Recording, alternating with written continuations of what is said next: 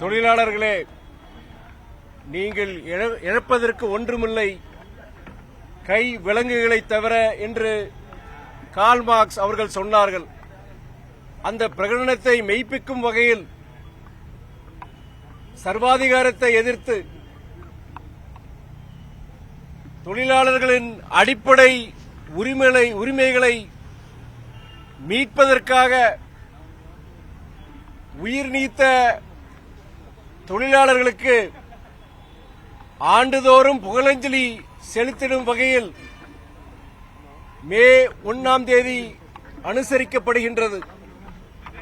இதே ஏப்ரல் 30 நான் இங்கே உள்ள தொழிற்சங்க அலுவலகத்தை திறந்த இந்நாளில் 1990 டெல்லியில் மாநிலங்களவையில் உலகம் முழுவதும் தொழிலாளர்களை போற்றிடும் இந்த மே தினத்தை ஊதியத்துடன் கூடிய ஒரு விடுமுறை நாளாக நாடு முழுவதும் அறிவித்திட வேண்டும் என்று அன்று மாநிலங்களவையில் எங்கள் இயக்க தந்தை தலைவர் வைகோ அவர்கள் அன்றைய பிரதமர் VP சிங் அவர்களிடம் முறையிட்டார். மாநிலங்களவை உறுப்பினர்கள் நாடாளுமன்ற உறுப்பினர்களிடம் ஆதரவு திரட்டினார். அதன் வெளிப்பாடாக மே 1 இந்தியா முழுவதும் ஊதியத்துடன் கூடிய விடுமுறை நாளாக அனுசரிக்கப்படுகின்றது. தொழிலாளர்களுக்காக, தொழிலாளர் நலனுக்காக போராடுகின்ற இயக்கம் மறுமலர்ச்சி திராவிட முன்னேற்ற கழகம் இன்று இங்கு சென்னையில் எங்கள் இயக்க தொழிற்சங்க அலுவலகத்தை இன்று நான் திறந்து வைத்துள்ளேன். இது ஒரு மகிழ்ச்சிகரமான நாள். MLF மற்றும் மதிமுகவுக்கு இது ஒரு மகிழ்ச்சிகரமான நாள். வேற क्वेश्चंस கேட்கலாம். இது பாஜக தலைவர் நயனா நாகேந்திரன் வந்து திமுக ஆட்சி அகற்றுறதுக்கு எல்லா கூட்டணியும் ஒன்று சேர்க்கணும்னு சொல்லியிருக்காரு. உடனடியாக ஆட்சி அகற்றணும்னு சொல்றாரு. அவர் எதிர்க்கட்சி பாஜகவுடைய மாநில தலைவராக புதுசாக பொறுப்பேற்றுள்ளார்.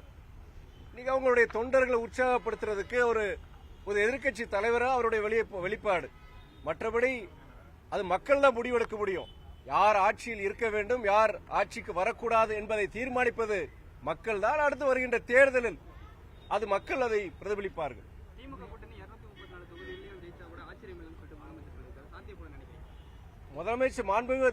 முதலமைச்சர் அவர்கள் பொறுத்தவரைக்கும் இன்னைக்கு நாட்டிலே கிட்டத்தட்ட அதிக பொருளாதார வளர்ச்சி பெற்ற மாநிலம் தமிழ்நாடு. கிட்டத்தட்ட 9.69 விழுக்காடு அதிக பொருளாதார வளர்ச்சி பெற்ற மாநிலமாக தமிழகம் திகழ்கின்றது. பல்வேறு நலத்திட்டங்கள் இன்றைக்கு உங்களுக்கு தெரியும். உங்களுக்கு ஒன்றிய அரசுடைய ஒத்துழையாமை, ஆளுநருடைய அவருடைய தலையீடு, பொருளாதார நெருக்கடி, பல்வேறு நெருக்கடிக்கு மத்தியில் இந்த பொருளாதார வளர்ச்சியை, பல நலத்திட்டங்களை நம்முடைய தமிழக அரசு, நம்முடைய திராவிட மாடல் ஆட்சி அவர் செயல்படுத்தியது. அதன் வெளிப்பாடாக ஒரு நம்பிக்கையின் பார்வையில் அவருடைய முதலமைச்சருடைய சொல்லியிருக்கிறாரு. நம்ம நம்பிக்கையுடன் தான் இருக்கிறோம். திமுக 7வது முறையா ஆட்சி அமைக்கப்படும் 2.0 நேற்று சட்டசபையில் பேசியிருக்காரு. அதற்கு எதிர்க்கட்சி தலைவர் எடப்பாடி பழனிசாமி ஒரு அறிக்கை வெளியிட்டிருக்காரு. தமிழ்நாட்டு மக்களான திமுக ஓ போடுவாங்க அப்படின்னு சொல்லியிருக்காரு. அதான் சொல்லி யாருக்கும் நம்ம சகோதரர் நயினார் நாகேந்திரன் மாதிரி நம்முடைய அண்ணன் எடப்பாடியும் பொறுத்த வரைக்கும் ஒரு எதிர்க்கட்சி தலைவராக வெளிப்பாடு, அவருடைய வெளிப்பாடு.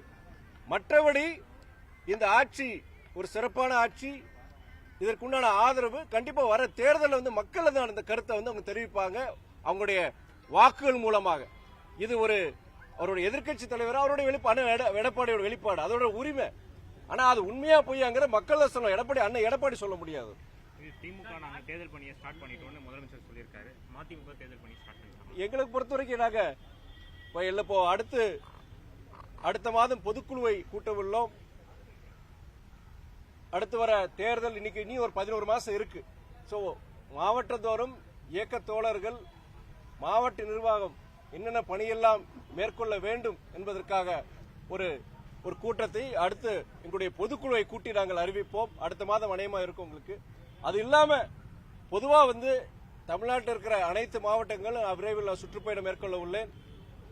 பொதுவா மாவட்ட நிர்வாகம், புதிய உறுப்பினர்கள் சேர்ப்பு, நீங்க பூத் லெவல் கமிட்டிஸ் அமைக்கிறது, அதுவுமே எங்களுக்கு அடுத்து வர சட்டமன்ற தேர்தலில் எங்களுக்கு ஆதரவா எங்களுக்கு ஒரு இதா இருக்கிற சில தொகுதிகள் என்னென்ன தொகுதிகள்ங்கிற அடையாளம் கண்டுபிடிச்சு அந்த தொகுதிகளை கூடுதல் கவனம் செலுத்திருக்கிறதுல வந்து கட்சியோட மூத்த தலைவர்கள் ஏற்கனவே அது பேசியிருக்கிறாங்க.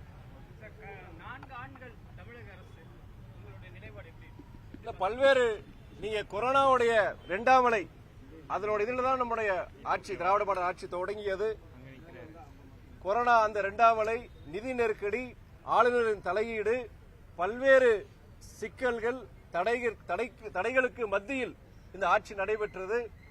பல்வேறு நலத்திட்டங்கள், குறிப்பாக அடித்தட்டு மக்களுக்கு சேர வேண்டிய சில நலத்திட்டங்களை நம்முடைய முதலமைச்சர் செயல்படுத்தியிருக்கிறாரு. குறிப்பிட்டு சொன்னா மகளிர் உரிமை தொகையா இருக்கட்டும், இல்ல நீங்க அரசு பள்ளியில படிக்கிற மாணவ மாணவியர்களுக்கு புதுமை பெண்ணோ தமிழ் புதல்வன் திட்டமோ மாதம் 1000 ரூபாய் அவங்களுடைய உயர்கல்வியை அந்த உயர்கல்வியை அந்த இதுக்கு உண்டு இது பண்றதுக்காண்டி அந்த திட்டங்கள், மக்களை தேடி மருத்துவம், நீங்க அதே மாதிரி பல்வேறு திட்டங்கள் அவங்களுடைய அடித்தட்டு ஜனங்களுக்கு போய் சேரவர் நிறைய திட்டங்கள் அறிவிச்சிருக்காங்க, செயல்படுத்திட்டு இருக்கிறாங்க.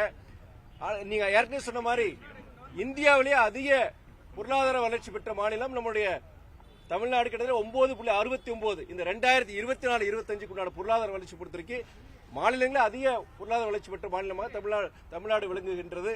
இப்படிப்பட்ட ஒரு சாதனைகளால் பொதுவா வந்து நான் சில குறைபாடுகள் இல்லைன்னு சொல்லலாம், சில குறைபாடுகள் இருக்கதான் செய்யுது. ஆனா இவ்வளவு தடைகளுக்கு மத்தியில் ஒரு சிறப்பான ஆட்சியை நம்முடைய முதலமைச்சர் கொடுத்திருக்கிறார். அந்த நம்பிக்கையின்பால் நம்முடைய மக்கள் பொறுத்த வரைக்கும் நமக்கு ஒரு நல்ல ஆதரவு கொடுப்பாங்கிற ஒரு நம்பிக்கை முதலமைச்சருக்கு இருக்கு, கூட்டணியில் இருக்க எங்களுக்கும் இருக்கு.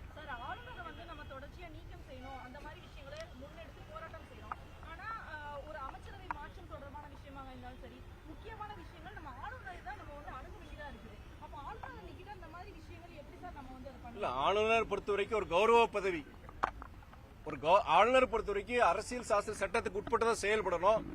ஒரு கௌரவ பதவி, ஒரு அலங்கார பதவி. ஆனா இன்னைக்கு வந்து தமிழ்நாடு மாத்திரம் கிடையாது, பக்கத்துல கேரள மாநிலத்திலையும் பார்க்கலாம். இன்னைக்கு பாஜக அல்லாத பிற கட்சிகள் ஆள்கின்ற மாநிலங்கள்ல இந்த ஆளுநர் பொறுத்த வரைக்கும் அந்த மாநில அரசுக்கு தடையா இருக்கிறாங்க. நீங்க வந்து அங்க இருக்கிற அரசு, மாநில அரசுக்கு ஆலோசனையின்படி அவங்க செயல்படணும், அதுதான் இது. ஆனா இதுக்கு மாறாக செயல்படுறது நம்முடைய ஆளுநர் அவர்கள். அதற்காக இன்னைக்கு சுப்ரீம் கோர்ட், உச்சநீதிமன்றம் ஒரு வரலாற்று சிறப்புமிக்க ஒரு தீர்ப்பு தமிழ்நாட்டுக்கு மட்டுமல்ல இன்னைக்கு இந்தியாவில் இருக்கிற அனைத்து மாநில அரசுகளுக்கும் ஒரு நம்பிக்கையை ஊட்டும் வகையில், மாநில சுயாட்சிக்கு ஒரு அதை உறுதி செய்யும் வகையில் அந்த ஒரு தீர்ப்பு, வரலாற்று சிறப்பு கொடுத்திருக்கிறாங்க. இது என்னன்னா நாளடைவில் பொறுத்த வரைக்கும் இது போன்ற தீர்ப்புகளால் தமிழ்நாட்டு மாத்திரம் கிடையாது, பிற மாநிலங்களையும் பொறுத்த வரைக்கும் இது மாதிரி ஆளுநருடைய செயல்பாடு இனிமே இருக்காதுங்கிற நம்பலாம் நம்ம.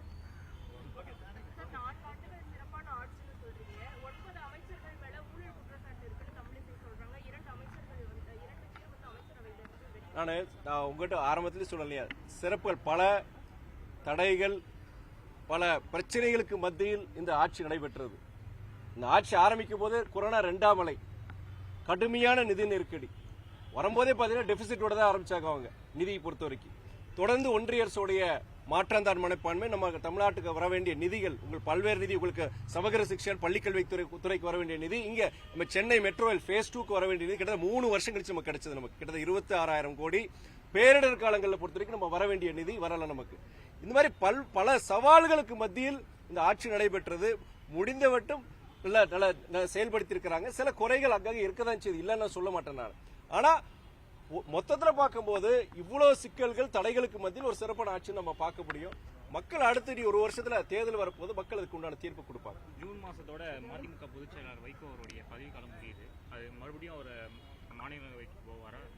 அது வந்து எங்களுடைய இயக்க தோழர்களுடைய விருப்பம் மாத்திரம் கிடையாது, தமிழ்நாடு மக்களின் விருப்பமாக இருக்கின்றது. பட் முடிவெடுக்க வேண்டியது கூட்டணி தலைமை தான், அது நம்ம எதுவுமே சொல்ல முடியாது. அது எது இருந்தாலும் இந்த கூட்டணி தொடரும், அதுக்கு சம்பந்தம் இருக்கு. அதுக்கான பேச்சுவார்த்தைகள் தான் போயிருக்கு. பேச்சுவார்த்தை கிடையாது, இனி அடுத்த அடைமா அறிவிப்பு வரும், உங்களுக்கு அறிவிப்பு வரும், அவங்களுடைய விருப்பத்தை சொல்லுவாங்க. ஆனா எது இருந்தாலுமே பொறுத்தவரைக்கும் தலைவருக்கு ராஜ்யசபா கிடைக்குதோ இல்லையோ, நாங்க ஏற்கனவே எடுத்த முடிவு தான். 8 ஆண்டுகளுக்கு முன்னாடி எடுத்த முடிவு என்ன முடிவுனா, மதவாத சக்திகள் தமிழ்நாட்டில் வேரூன்ற கூடாதுங்கிறதுக்காண்டி தான் நாங்க இந்த கூட்டணியில் சேர்ந்தோம். அந்த நிலைப்பாட்டில் நாங்க உறுதியா இருக்கிறோம். சோ ராஜ்யசபா வருதோ வரலையோ கிடையாது, இந்த கூட்டணியில் நாங்கள் தொடர்வோம்.